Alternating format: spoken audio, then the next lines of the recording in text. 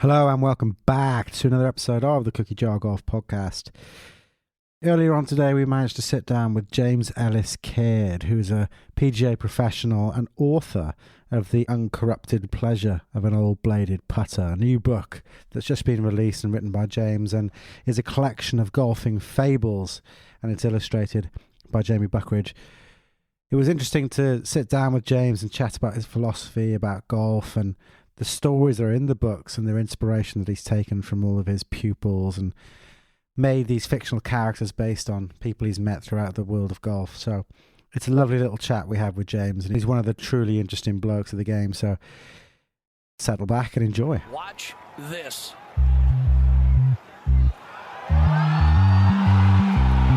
No way!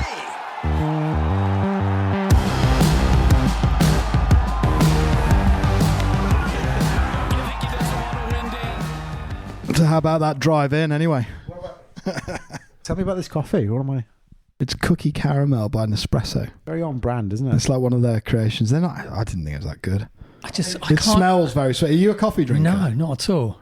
I really, Not any coffee. I really like to be, you because just can't as get someone's into it. quite creative, I like the idea of making coffees. I mean, when I was at Urban Golf, I used to love making coffees for other people Do you like the because smell of it?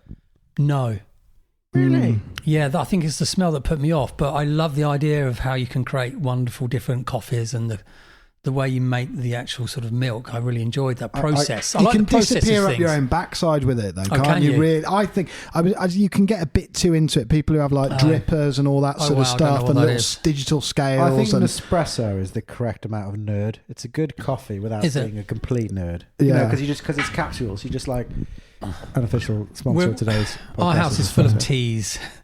Different Teas, teas, yeah. but Are I'm you a big more. tea guy. I'm a classic Fruit builder's tea tea or mint from the garden tea. yeah, nice. Well, you make your own mint tea. Well, yeah, because it's more delicate. So mint tea bags, it's a bit harsh. But if you just grow your own mint, it's a real delicate taste. Now, And it's- mint is a plant which takes over, though, isn't it? I Yeah, don't want but to go into a botany podcast here, but it literally goes berserk, doesn't it? it does go berserk. What? So you do that? I just put some Pick it mint. and then what? Put it in You like grind some it? little. No, just put it in the cup and then put not boiling water. Let it get the temperature to about 83.4. I'm just joking. Give or take a point degree. Exactly. And then it's really good for digestion after dinner, after any meal, and it's just really Do you gentle. serve it long, like a mug of mint tea, or would you do like a short, like a small No, cup just of a mint normal, tea? like, Just there a you go, mug a of nice mug of mint tea. How many leaves go in a mug of mint tea? Oh, that's a good question. I just pick, A handful. a handful. Yeah, exactly. It depends how minty you want it. But it's just nicer than the tea bag. It's more a delicate This is taste. artisanal. So you're full of full disclaimer, we've just had a 9 holes of golf and a bit of a natter, but you've moved into the countryside and have become a bit more hunting, shooting, fishing. I don't want to say into the hunting, even though I heard the classic the other day coming across the field. We moved from Buckinghamshire and we were quite sort of like in the sticks there, but we've now just moved somewhere you're really in the sticks, and we've got a bit of land and got some sheep and got about 16 chickens. I get the sense that's your vibe, though, James. Like if people, we're going to talk about your book shortly, but at Rewilding the Golfer, there's some hippie vibes coming off. You're quite a kind of cool, laid back, very, very healthy man. I kind of get the feeling that living out in the sticks and being a bit more sort of connected with Mother Nature is you.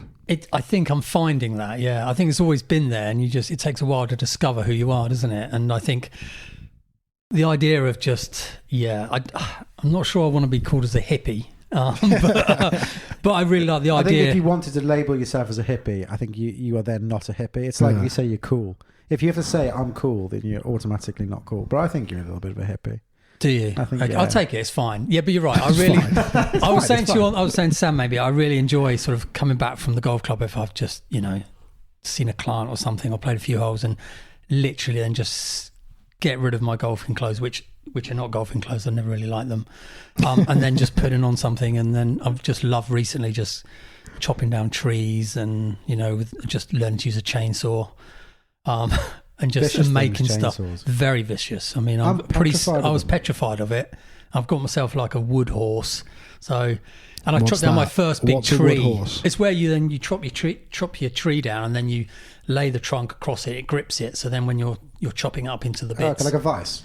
no, not a gigantic vice. It's sort of like a V thing. You can't. Okay. And it sits in there, and it grips it, and then you then chop up the wood, and then I get the axe out, and it's just, I'm loving that, and just having a bit of.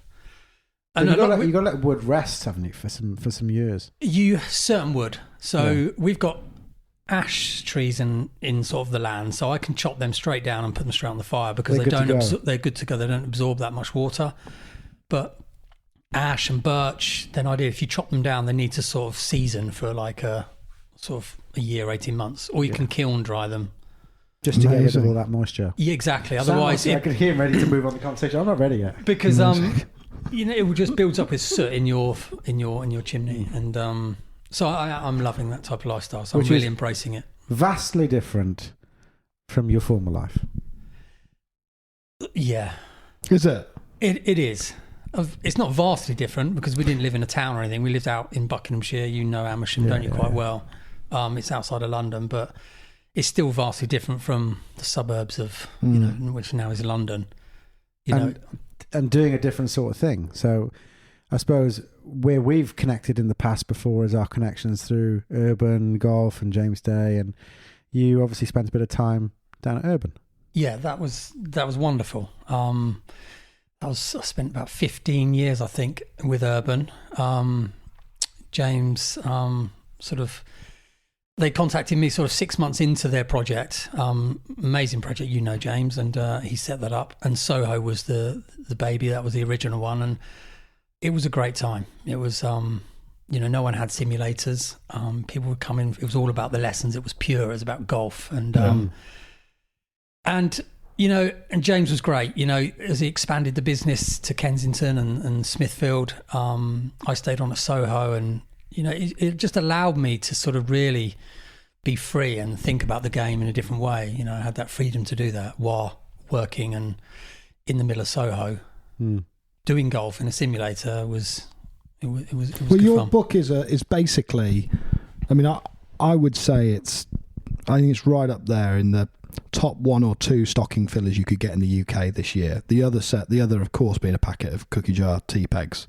I think either that or the uncorrupted pleasure of a bladed putter. That's very kind. I think are beautiful stocking fillers, and I want to get onto those. But you're a professional golfer, spend a lot of time coaching the game. Talk us through how did you come up to how did you wind up working at Urban Golf? What was the sort of routine? Junior golf, got good. How did it all sort of? How did that whole thing come about? Because even working as a pro at Urban is like it's a real outlier in the world of professional golf as well, isn't it? It's a niche part of being a professional. Definitely. It's a good question because I didn't, unlike James, James Day, who owned Urban Golf, he played a lot of junior golf. I didn't. I came across golf when I was about 14, 15. I think I was working in the local paper shop, and I went up there, and I think it was a 5-iron, and I just borrowed a friend's. I don't know if I probably missed the first shot, and then I just hit this 5-iron down the second at Lay Hill. It's a beautiful little 9-hole course in Chesham. I know Lay Hill. I think that's where I played my first round of golf. It's the most charming place in the world. I know there's other charming 9-hole golf courses, but and I remember that 5, and I was completely hooked. I was hijacked by the game, and I remember going home and sort of saying to my parents, I want to play golf, and they got me a little set. And then I tinkered with it. I played a bit. I played cack-handed, because left over right, full shots, everything. At Lay Hill, it's a beautiful little course. There's no pro shop, no driving range, just a net, a little bowling green, and I just played, and I wouldn't teach a cack-handed grip, but I still got down to about 22, and I was playing golf with it. And then obviously just people was the pressure, and I changed it. And first sidetrack alert. Is there a ceiling to a cack-handed grip? That's a really good question. I knew a lad as a junior that I played at Kings Norton with who played cack-handed, and he was off +4. So no. Really? He was not a long hitter, but he was lethally accurate. And again, I think it's a huge outlier. That's the only time I've ever seen someone of like any real good quality. Was like a real Yeah. That's No, really, he was really only like good, 15. Like he was crazy good. Yeah. But it just shows you, doesn't it? It's like you just wouldn't. you're not going don't- to see it on tour. You're not going to see it on tour. You're not going to see it in your local golf club. But what that means is you don't have to hold it in a certain way to play golf, do you? Or swing it, or you don't have to think swing about it. it, or You really don't. And so you're not going to, even in the relaxed way I sort of teach, I'm not going to get someone to hold it cack-handed. There's no point. It's just a bit more, it's less natural, that's all. But it doesn't mean you can't start the game. You can't not play. But you can't join you- a club. I joined a club, Yeah. got a handicap with a cack-handed grip. And then And you changed kind of it. learnt it for yourself. You pretty much self-taught. Yeah, self-taught to start with, yeah. We talked about it briefly out on playing a few holes, didn't we? I mentioned in the book about the wonderful thing about learning in a net. And I didn't realise that at the time until I sort of looked back on golf when I was writing the book, and how that really taught me to understand what a good golf swing felt like without knowing Explain anything. that a bit, because like obviously I've read the book and talked about it, but explain, as golfers we shy away from hitting balls in a net. Give me a sim or a range and I'm all over it, and actually you think the opposite would be more beneficial. Just bring that to life a bit. Well, I guess when you're in the net, you can't see the result, okay? But you can get it, you can grasp a sense, you can learn to feel if you've thinned it, if you've There's cured feedback. it. There's feedback immediately through that feeling. And, after a while, you can tell if you've hit it left, you've hit it right. You can also tell if you've put a little bit of cut spin on it and played a fade in it. And by learning and understanding about what something feels like, I just believe you'd be a much better golfer because you understand more about how something feels. And Tom, you were saying how much you enjoy sort of more the numbers and the simulated stuff. And yeah. but it is good as an affirmation of something, a confirmation. So I Yeah. don't disagree with technology and numbers, but But on Well, the range, you build how- your game about you trying can- to like, yeah. I want to hit it higher, or that one's gone a little bit further right, and then it's like, well, I'm hitting it right. So maybe, but you wouldn't be thinking about that in the net. no, you wouldn't be. You'd be feeling it because, Urban was great, but you found that if people left to their own devices became very brittle to the straight line. And they're very critical themselves and trying to perfect something that was slightly offline by a yard, an angle, a degree. In reality, is you can hit a 5-iron. You feel like you've hit it awful. You've hit it on the green. You get up there, and actually, 18 feet to the right is still holeable. It's never that bad. But on the simulators and on the driving range, you can look miles away. It can look miles away, and then you start overcorrecting, over worrying, overthinking, and then you can end up just never sort of taking ownership of anything. And it's just taking ownership of something that makes golfers, good golfers. The swing is a very small part of the game, isn't it? And it's important to understand how a swing works, understand how it feels for you. But as quickly as you can take ownership of a feeling, it doesn't matter what that is. There's a few principles that sort of help create consistency and power within that, but that allows you then to learn to play the game and learn to enjoy the game. It's a small stepping stone to the actual. We played today, and it was sticky, it was wet, it was lovely conditions, but all the sorts of lies we found ourselves in, from good shots and bad shots, that's only learn. What was the verdict on Blackwell? We've got to get you some third party endorsement here It's really for enjoyable. winter golf. You can't say anything bad now because we put you on the spot. No, but there's nothing bad to say anyway, is there? I mean, it's classic parkland golf. It's sort of like, it's not short, but it's compact. You don't have to walk miles in between the holes. You don't feel like you see another hole anyway. No. That's the beauty of it. It's in a small amount of land, isn't it, as you said? Yeah. But every hole seems individual. You need to hit fades, you need to hit draws. There's a lot of quite- creativity. there's a I lot think of it brings on creativity, which I think tons. it is- suits I love. you because I think you were discussing earlier how like you just like to see shapes and you're like, oh, I'd like to fade this or I'd like to draw this, and you kind of like. I don't think we only played 9 holes, and we played 9 holes quite quickly. We got round an hour and 20 and just managed to miss the dark with some quite decent golf thrown in actually for all of us really. But I don't think I heard you say today I'm going to hit a straight one. Like you were like, oh, I'm probably going to fade this one. I'm going to try and draw this one. And they're not always fades or draws, but No. it's how you want to. It's like It's planning for the intent. best shot, isn't it? It's planning for that shot. And because I think the more I feel like I want to hit a shot, then there's more chance of it coming off. And I always feel like a straight shot is just a happy accident anyway. I know clubs are designed for the ball to go straight, but again, to actually think you can hit a shot point to point straight, I think you'll always be sort of then There's got to be It's not something. impossible. It's not impossible, and so your bad shot could be left or right. So you're better off being a big slicer of the ball, because if you know where your ball starts and finishes, not that you want to be a big slicer, but you'll be far more consistent with a It big was slice. Nicholas used to say that, wasn't it? Like that you can basically eliminate one half of the golf course if you only play one shape. You can just you make the fairway twice as wide essentially, because you know if you hit fades, nothing but fades. You know you can hit down the left side of the fairway as hard as you like. If it goes straight, you hit the left side of the fairway. If it fades, you go the right side of the fairway.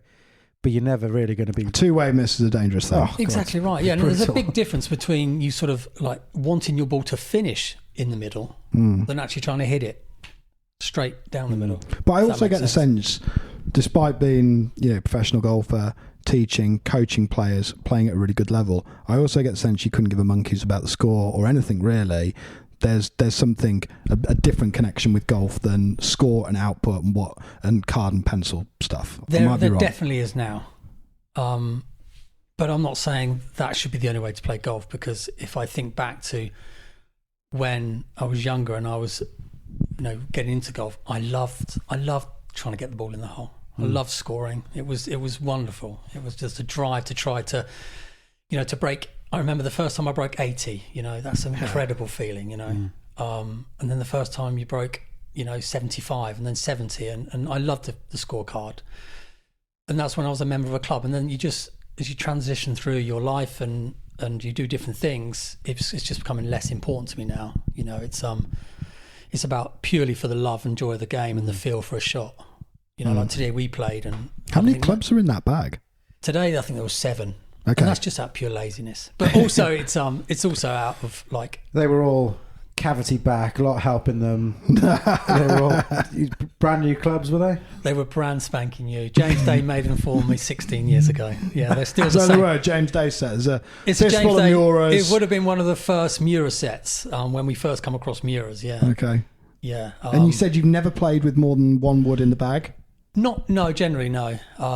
Driver or a forward? I used to have a little Bobby Jones Callaway Were you the forward. burner driver? Sorry, What was the driver? Was it a burner? I don't even know. Someone gave it to me about Love that. 6 months ago. Brilliant. I really don't know. I can't remember what it is. You might know. Oh, was it an M2? It wasn't an M2. It definitely wasn't? wasn't Okay, an fine. M2. Because I don't know. But it was older than that. But it doesn't... But this is the segue, you see, and that's why I bring up the clubs, because the book is called The Uncorrupted Pleasure of an Old Bladed Putter, That's right. Yeah. which is a bit of a mouthful, but and it's the got book it's is got a little subtitle, beautiful. isn't it? Yeah. So, the title for that book, the premise behind the book, first time you've written a book? Oh, absolutely. Yeah. And I've been writing it for a few years. So. No way. So you've been doing sort of like pieces and stuff, and then thought, well, I'm just going to... Yeah. Like, where does the whole idea behind the book come from? 'Cause I loved it. It's a lovely read. Brilliant. Thank you very much. Yeah, it just came. I don't know. That's a really good question, because I guess when I started at Urban, I hadn't done much teaching. I've done a little bit of teaching, but we talked briefly on the phone about that. I was just knew in the back of my mind teaching was pretty poor generally. It had a bad effect on my game when I was an amateur. I have no idea what a flat backswing was until someone told me that. Until that point, I had a lovely little shape. Didn't have any fear over what the club did on the way back. And then someone told you were too flat. Some told my swing was flat, and from that point on, and it I bet still was haunts James me Day now. as well, and I bet he loves it. Sorry, He loves a flat backswing, James Day, doesn't he? I bet it was James. it wasn't James. You no. can't go flat enough for James. No.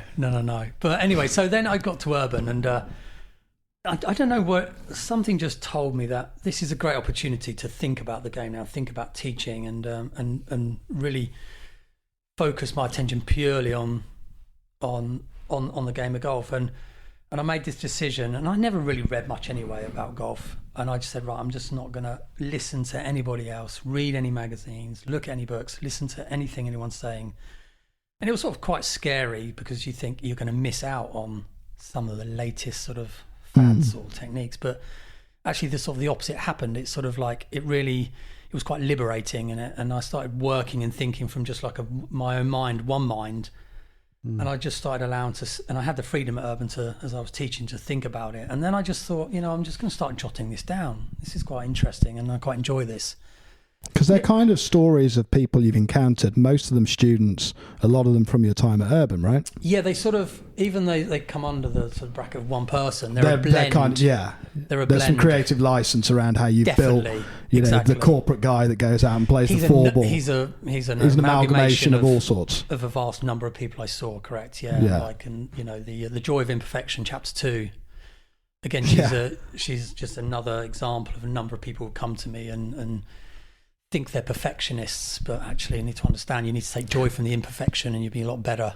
I love that bit. In fact, I wrote that down. I seem to remember writing some stuff down about that and saying, kind of, I think you quote in there Voltaire, as perfect being the enemy of good, or whatever it was, and the fact that you've kind of almost got to take the love of the imperfection of the game, of being like, that's exactly why we're doing it. This is not a bad thing. Like, and the woman you were teaching was basically just, I want to excel at this and I should be absolutely perfect. And it's like, well, no, there's no one is, and you're a rank beginner here. Like, it's a crazy story. And I think one of my favourite little bits in the book is the bit in that chapter, and it talks about being a good enough golfer.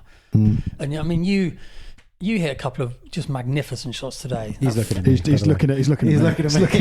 Yeah, sorry. Can you hit some lovely shots as well. This is an audio-only product, and I'd like it if you call the person out, please. Sam, thanks, you Dave. flushed like a couple of 4-irons, and they're great, and we all hit maybe a couple of really lovely shots today that we're going to take away from that. But yeah, the real heroes of the game are the shots are not quite so pure, are they? Not so perfect, but they're the shots that sort of like, not quite great, but they're still down the fairway and give you an opportunity to make birdie. As well. But that's the thing. You always have the one that's like you think about when you go to bed, but then you have a ton of things that are vitally important in the round that were a bit scabby. They weren't perfect, but got away with it. Like I hit the tree off the fourth tee today, and then hit just a dreadfully commercial 3-wood up there, but it was actually a very acceptable golf shot. And it's like, you don't take any pleasure from that, but you don't realise the importance of the imperfect shot that I hit there. Actually, they're the ones that could set you up still for a birdie or a par. And like I say, they're the sort of the day to day. They're the real heroes of the game. They're the joy, and you've got to take joy from that imperfection. And it's lovely if you stripe 3 or 4 drives or a couple of irons, and you get a putt that's just so pure, but it's the putt that doesn't go in, but it hasn't gone 5 foot by, and you just tap it in. So that's what a lot of people don't take from the game, and that's what helps you become a really enjoy the golf. Did that sort of quest for perfect actually just undoes, like, is kind of like, is what ruins it for most golfers? Because I find, like, if I don't play around and I'm like, oh god, I can't take joy from the imperfect, like you're saying. Like I just get frustrated and I want to be better. And do you find, like, in your experience, a lot of people will just give up golf because they can't get to where they want to be? I think people do give up golf because they don't want to be, but I think the people who give up golf not because of their ability to play really well. It's because of the way they've taught to think about the game personally, because they become that in that search of perfection in something that they're never going to find. And it's a dreadfully inaccessible game at times. Do not take what I've just said there as inaccessible in terms of, because it is totally accessible at its very heart, but it's hard to persist with. Like you talk about people who might not be course ready, and there's an intimidation that goes alongside with exposing yourself to a golf course for the first time and all these things, most of which you don't really encounter if you're playing football or tennis, because it's like, I'm on the court from day one. So there's well, I remember things that maybe you don't relate to when you've played a lot of junior golf, is just actually how imposing the game almost can be. I remember because I came, anyone who's listened to this podcast before will know I came to the game quite late. You turn up and you hit a few balls in a net or whatever, and you go down the range and you think, I can probably play a bit of golf now. And you go to a course and it's so intimidating. And I played at a club called Mentmore. It doesn't exist anymore. And does it not? No. Over near us. Mentmore. Yeah, because it's not far, is it, from where where I live? No, it was 2 courses. 2 courses, the Rosebery and the Rothschild. That's right. And it was David Ferretti design, actually. But Boggy. I think the guy who owned it wanted to to like run a big hotel complex, because he also owned that house on the top of it that Batman was filmed at. Oh, okay. The first Batman, that was Wayne Manor. But I remember turning up there, and they'd let me in, and you join because you just pay a fee and you join. And I didn't get introduced to anybody. I didn't know anybody, and I kind of tapped him on the shoulder and said, I need to put in 3 cards. I remember you had to put in 3 cards to get a handicap. I was like, can I play with you? And I had no idea how to get around the course. And that was, like you say, it's not an accessible thing. That was intimidating horrendous. is a better word. Yeah. I think I was poor choice of phrase by me, but you're right. It is extremely so intimidating, and it remains intimidating pretty much throughout your life in the game. Whereas I don't think that same thing happens. Yeah, No. it doesn't really happen. If we play badminton, I don't think, I always bag on badminton, but it's like I don't feel like badminton's a massively intimidating game for people to play. Not really, because you haven't got other people watching. You're not going to disturb other people. But it's also more like, I wonder what they're going to think of my badminton swing. Like, no one cares what your swing looks. No one cares. Some people are good golfers with bad swings that really want to or not bad swings, but like just quirky, different, quirky swings. Yeah, and they've got this like, I need to change my swing because it looks a bit weird. And you're like, well, you're getting round in like 5-6 over. What's the problem? Oh, I know, but I need longer backswing, or I need to. But it's in the ether, isn't it? That's what sort of drives people to sort of think, and that comes from people like me. Do you think there was a dark ages of golf where instruction was like, this is how you have to swing, this is what it's got to look like? Yes, Faldo led better, no doubt about it. That was the start, wasn't it? Do you think? Yeah, I think so. I was too young to really remember the specifics of it. Bring it to life. I think that's what affected me. We touched on it with the Airs pod. That was. Did you? Yeah, I did. Yeah. Yeah, I think for me, but Ledbetter was taking somebody that was already amazing. Yeah. And when you're good at something, you have these patterns in your head, and you sort of the fundamentals. And Faldo was already really good. And so when you take on complex changes, which he did, and he did for 6 hours a day every day, by the way, your brain's able to sort of sift through the feelings that aren't great, and take away from it what you need to take away, add it onto something that's already solid. There's a platform, there's a layer there, and then suddenly that's dripped right down into all the PGA pros out there and all the magazines, and then you've got every PGA pro in the with world, a lot of brittle country. Golfers who don't have the infrastructure, They haven't got the infrastructure, the time, the platform, the experience, any of the knowledge to be able to absorb that stuff and put it in. Yeah. And it's very synthetic, bit by bit, piece by piece, trying to synthetically piece it together, and that left golfers across the world, I think, really sort of, kind of disillusioned a little bit with what they're doing. And with it's still their swing. being taught now, though.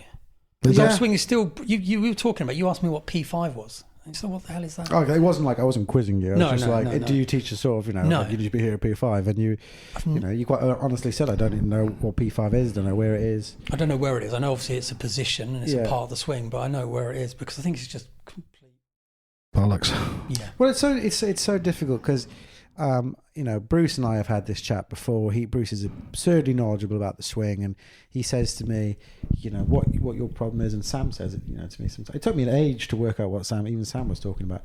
You need width on the way back. You need to create some space, and I was like, look, it's certainly Bruce the way he talks about it. He's like, you need to be here, and you're doing this, and I was like, yeah, I understand that's what you're telling me.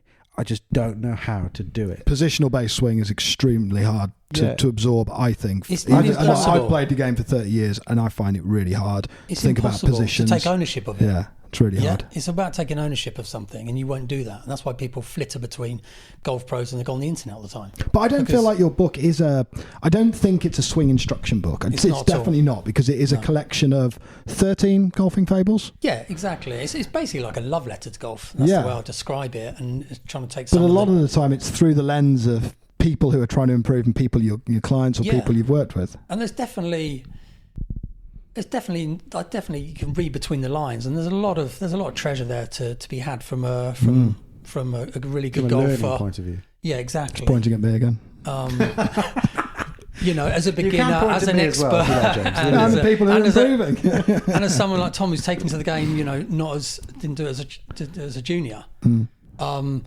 But you need to hopefully read between the lines and find that. And the idea is to sort of try to break down the expectations and constraints that sort of burdened golfers for a long time now, and try to see the game and question the game differently. So when you see something or somebody tells you something, you might be able to question that and think, actually, no, or why? And think you can play a very, very good standard by not having to follow this very formulaic step-by-step route.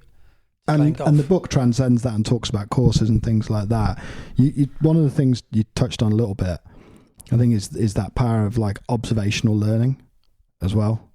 Yeah, I think that would be worth talking about. I found that fascinating when you were, talking about observational learning. Well, And I suppose there's a lot to be said about someone like Mickelson in this case, who obviously his dad was a good golfer, watched his dad swinging in the mirror and sees it from a different perspective. So swings. What's her face on, wasn't lefty. he? Yeah. Because Tiger that's how did the watched same, his didn't dad he? do it. Yeah. His dad was a left-handed golfer, and he used to put him in the garage in the pram or in the seat. His dad would just whack balls into the garage, into the net, and Tiger would just watch. learn to replicate. And that childlike instinct of observational learning, which is how kids learn to walk, do all the basic stuff that we do as adults. And yet you see a lot of people who come at it then and almost later in life just completely abandon that concept. They And do. you think you talk about, watch what the club does and the position stuff, watch what the body's doing. Like, watch the way people create a movement around the swing. And when you think about all the great golfers, they all do different things with their body. It all looks different. If you break down the sequence of where the club is at P5, there's probably a lot of overlap. But it's the body and how people move around the ball that is almost like it's like a fingerprint. It's unique to them almost. It is unique to them, but it's also fundamentally the same. So, if you look at one of my favourite swings, Mickey Wright or Hogan or Nicklaus from the olden days, and you put that against a McIlroy or a Koepka now, they're not biomechanically the same. But if you took the club out, if you erased the golf club, you would see that they've fully turned, and the olden day golfer would have had more release in the knee and the leg to help release the turn. But fundamentally, when they make their turn, they haven't lifted, they haven't swayed, and that hasn't changed. They've just done it biomechanically differently now. And we briefly touched on it around the course. It's all about creating that opportunity for the swing, any swing, your swing, short swing, long swing, to transition into the ball so you can hit a sweet golf shot. And that's what, if you observe what the bodies are doing and you're sort of not athletic like Rory McIlroy, you want to be looking at golfers from the past, because I think you're more likely to learn and be more looser in the body. Because they weren't athletes, they weren't. They as were big different as- type of athletes, weren't they? They're not machines now. Unless you are so highly tuned or super young, you are not going to perform consistently what they're doing now. And you don't have to either. I'm not I saying you think should. I watch some of the LPGA and think some of those swings are like really swings that I'd think, I'd love to swing like that. It's almost like they get more out of it on the LPGA. It's like they're more languid, it's more fluid. It seems just really elegant and something you're like, I'd love to swing the club like that. And I think With most the men, people. it's just so violent. When you watch the PGA, it's just so violent, isn't it? It's so like, violent, but it's still violent through their bodies. But they can do that. I mean, and if the focus is all on the swing, it stiffens up the body, because when you're focused on the P5s and the P4s, your focus is so involved in the uncontrollables.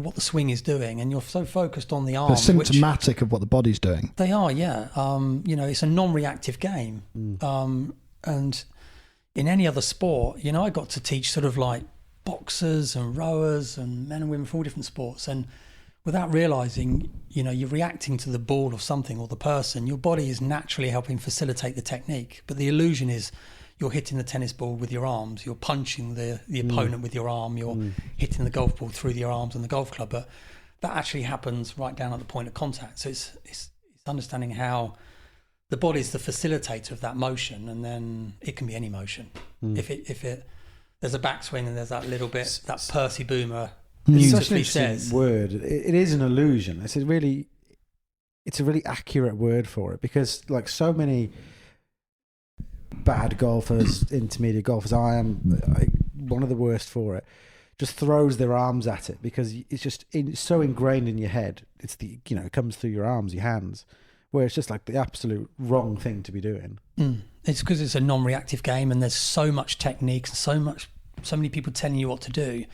By default, if you haven't got that you haven't played enough golf where your body is becoming almost like naturally reactive. you can then think about your arms.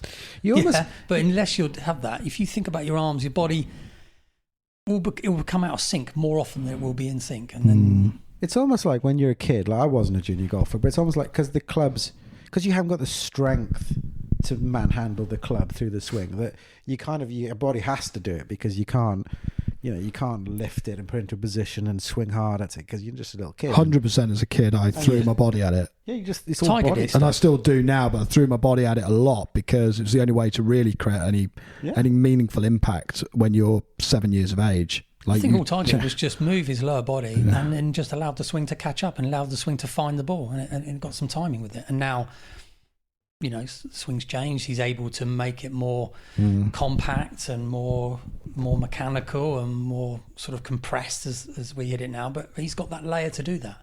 But his lower body is still always naturally helping him to make those small alterations to hit the ball more compressed and more powerful. But the majority of us don't need to worry about that. Mm. And your life is, your golfing world now is radically different to perhaps when you're in your late teens or your time when you were working at Urban Golf. The title on the book, it's a really eye-catching title. What was the thinking behind that? Again, it's the uncorrupted. I started off the game, uncorrupted by people like me or advice. So I found a way to play the game. And I certainly found a way to play the game with a putter as well. And I think that's. And I think I just saw that. You love putting, don't you? You said that a couple of times out there. You were like, "Oh, I love just putting." Yeah, I mean the final. You haven't read. I haven't read that. The last chapter, the uncorrupted pleasure of an old Sam lady didn't putter. share the book with me, unfortunately. I'll send you one, don't you worry. I tend to keep most of the copies of those. She's got a better golfing library than me, so it's just putting and living, and with that bladed putter, I love putting. It's a beautiful part of the game. It's the icing on the cake. It's sort of like everything, and No, but you do talk about the satisfaction of picking the ball out of the hole. Yeah, and I panic genuinely. I'm not an okay putter, but I get to agree. Like I imagine you're agreeing. Oh God, this is good now. I get to do a bit of putting. I get there and think, oh God, I've got to get the ball in the hole now. I hate it. Do you? Hate it. I think a lot of people. I think that's more outcome anxiety, though. Yeah, like I think even if I'm playing on my own, if I'm trying to keep score, you'll feel anxiety when you've got the opportunity to miss a putt because it's so short. But if you strip it back, it can be quite a pleasurable activity, putting. As golfers, we massively neglect the time to putt. Not practice, not getting like pieces of string out and mirrors, but there is a purity to just rolling the ball on the green that's very nice. That's what it is, and we all go and hit a bag of 7 irons and just try and hit the same shot and repeat. But it's the simplicity of it, right? And it's the joy of getting on the green and just seeing that ball on the journey it's going to take, left to right, down the hill, breaking, and then just dropping in. And then that's the joy. And then it's just executing that in any way you like, with any putter you like. It doesn't really matter how you stand, how you hold it. How long your putter is. If you see it, you want it, and some days your eyes are in, you'll hold loads of putts. It's been one of the things I think that we talked about, the dark ages of the swing, where everyone was kind of taught to swing the same. It's one of the things in golf I think has always had a lot of individuality and accepted individuality, different ways of holding the putter, different putters, broomstick putters, short putters, everything, and it's kind of always been accepted. That's allowed to stay very individual is putting, I think. Although they're obviously taking out the anchoring now, but it is all something they've. There's more ways to skin a cat with it, aren't there? For sure. I think with putting, I still think if you watch everyone, they still stand the same though, and you don't still look a bit. Do you think? Yeah, still look a bit stiff over it. I think so. I think still many people are working far too. A lot more room for personality in there. Yeah, definitely. If you can't create any personality with rolling ball on the ground, you're going to struggle when you're 180 yards back in the fairway, aren't you? Yeah, it's a great way of looking at it. It's a great way of looking at it. If you can't see the ball going in the hole, there's no point some psychologist telling you to picture your shot from 200 yards. If you can't do it from 16 foot, a little bit left to right down. Yeah. And again, the great players. We were at Royal Liverpool a couple of years back, and we were having a drink outside, and 2 of the old boys turned up, and they're like, "Yeah, we're here for 18 holes." And they just dropped some balls down.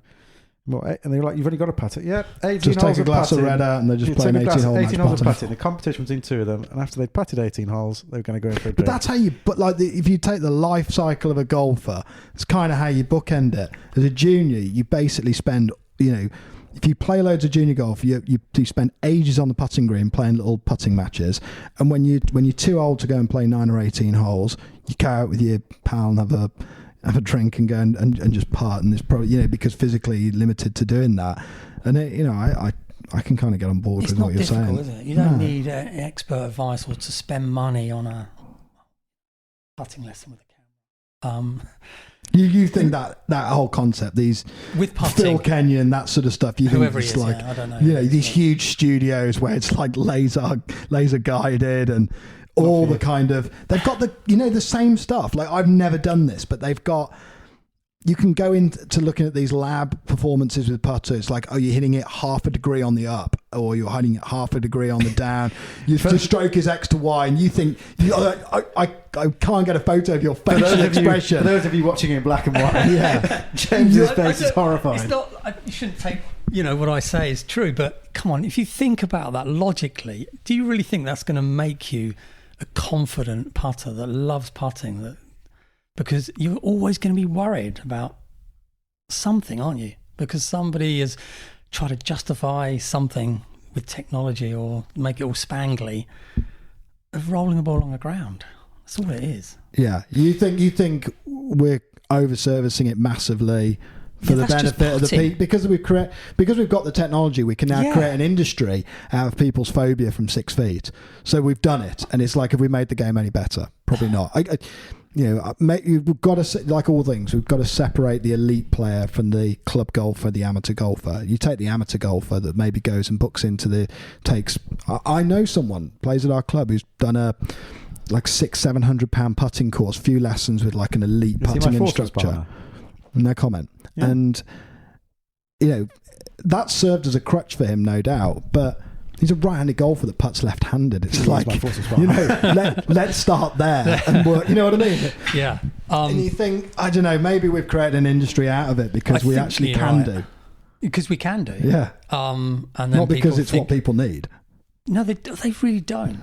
There is a small place for technology, no doubt about it. And it's fun. It can also be fun as well to look at the numbers.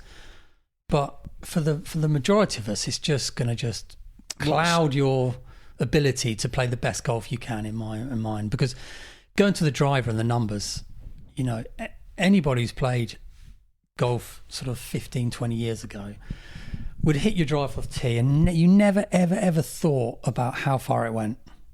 You just put your club back in the bag. It was either a good one or a bad one. Yeah.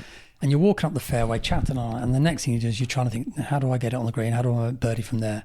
You're not thinking, actually, I didn't hit that like I did in the sim when I was really warm and I'd hit 30 balls and I've carried. Whereas now we're doing golf by numbers, and we see the incorporation of like complex, or not even complex, but just statistical modelling. People know they've got to be operating at 120 club head speed to play at an elite level, because then they can gain X percentage over the field because they can get it within 100 yards on a 400-yard hole or whatever. And it's like, we've got away from it a little bit. The scores haven't got much better, have they? I mean, it's another argument, another discussion, is it? Whether the modern driving day player distance has gone up significantly, though, hasn't it? And the reason people are motivated because statistically, they're that fitter, they're making better golf clubs, they're fitting the balls to fit the club. So if you're a high spinner, they can give you a low spinning ball with a low spinning shaft. So there's no doubt about it. You can hit the ball further. But whether we should be sort of like stuck on that. Yeah, I think statistically, I mean, there is categorically no doubt. If you can get your swing speed up, you hit the ball further. If you hit the ball further, your scores come down. Like, there is no getting away from it mathematically. But I think for most average golfers that aren't playing PGA Tour, the difference between swinging at 98 and 99 is just negligible. So negligible on the courses we play, that just focus on things that are going to make you enjoy it more. Yeah, and I think if you go along and went to see like a James at Urban and Fitting, that can make you enjoy the game a lot more, because it's enjoyable to understand about what a club does and how you fit one together, and it can be fun.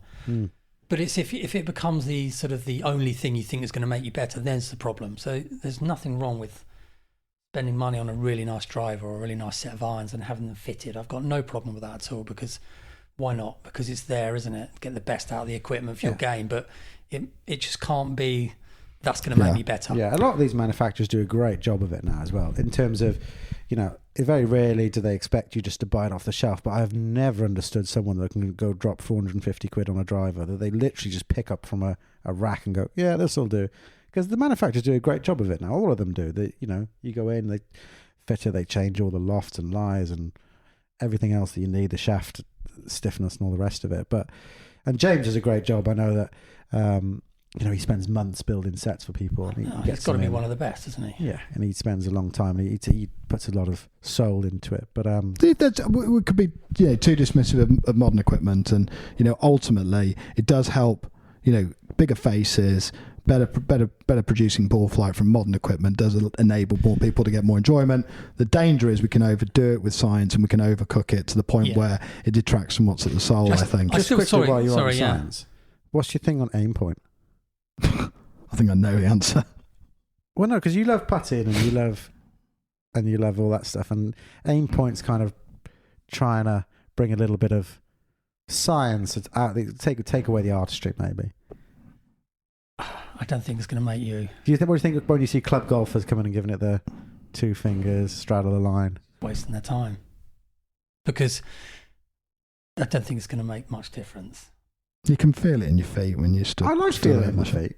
I like that as a thing. I don't do aim points. But you don't need to stand either side to. You don't need to straddle the putt to. I like to feel break. I think it's easier with my feet than with my eyes.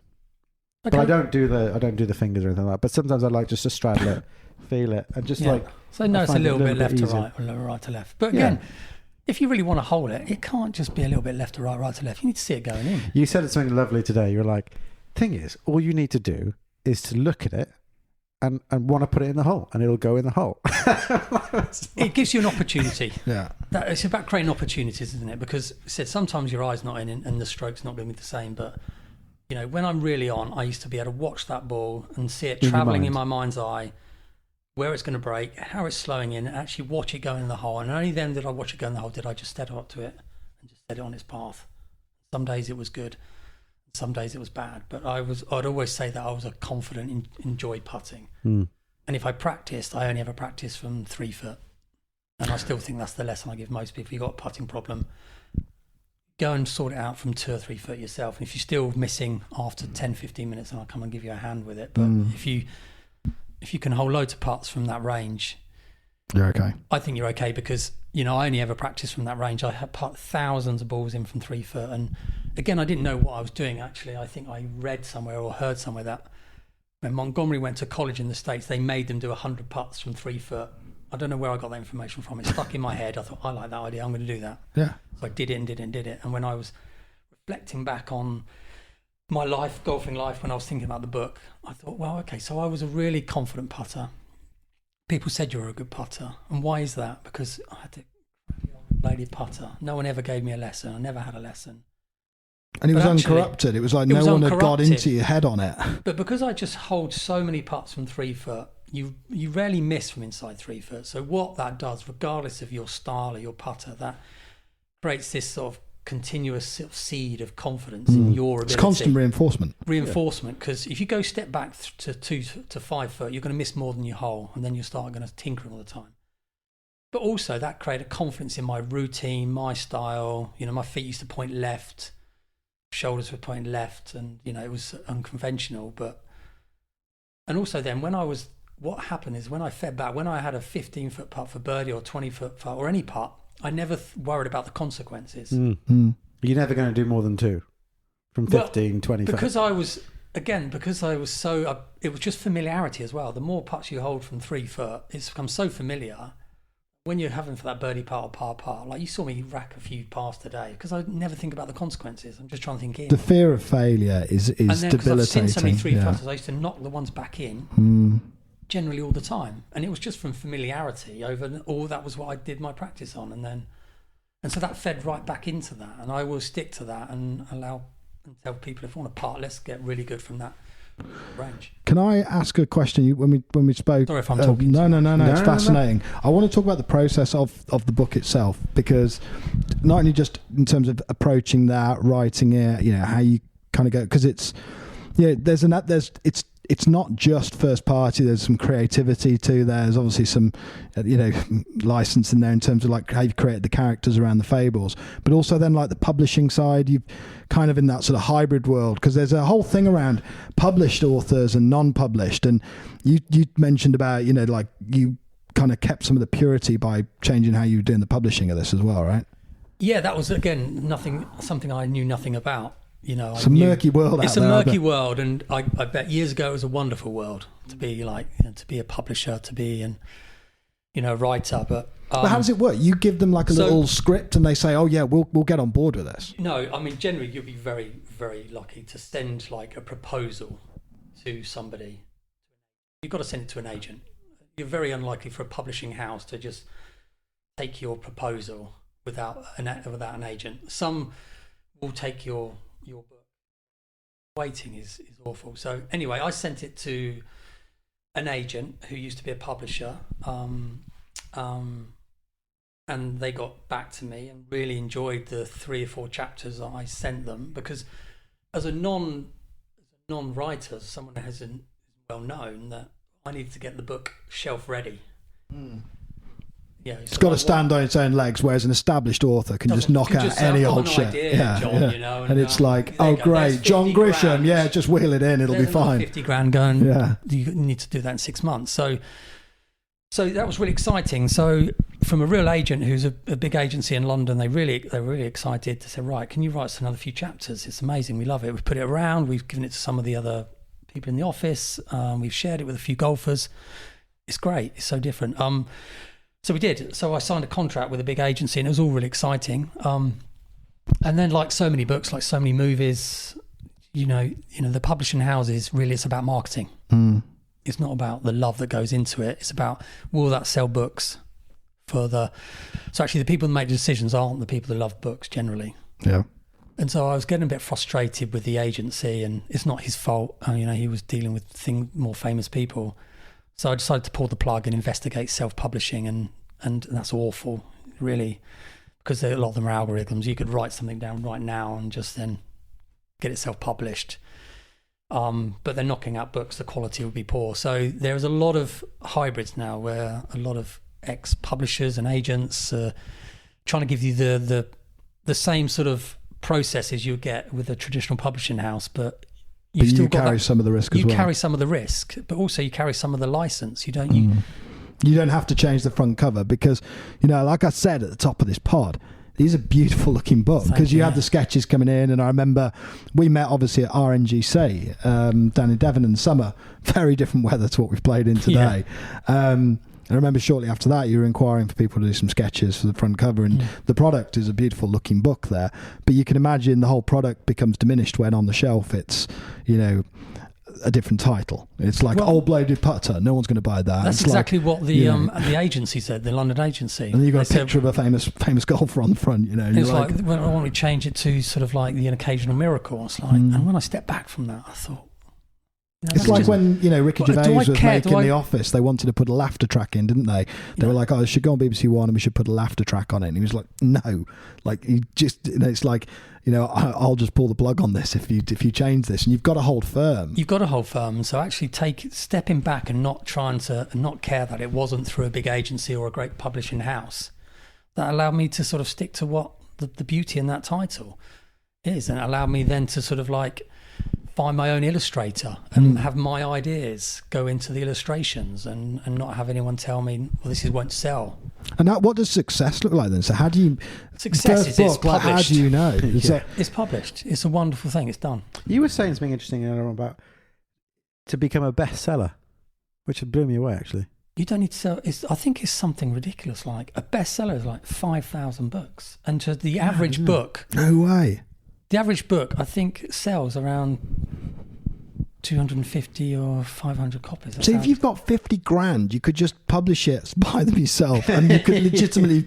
But I bet you there's some... I mean, you could just send bots out to buy your Well, you need It's an expensive humans, way to get a bestseller because you Yeah, don't make but any then money you're from books. best-selling You don't author. make any money from books anyway. But once you've No. got a couple of bestsellers under your belt, you can just crack Well, on then from you can there. then write another one, can't Yeah. you?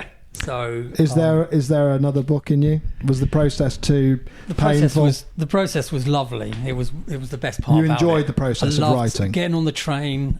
When did you do it? Did you have It was in my I do it urban in my days. mornings or? It was any time. Get on the train, I'd just write. I'd just write, and it would be really awful, I expect, but I'd just write, and then I'd edit it, and then I'd think, and then it evolved, and it changed, and I rewrote it probably like 20 times because I'm a tinkerer.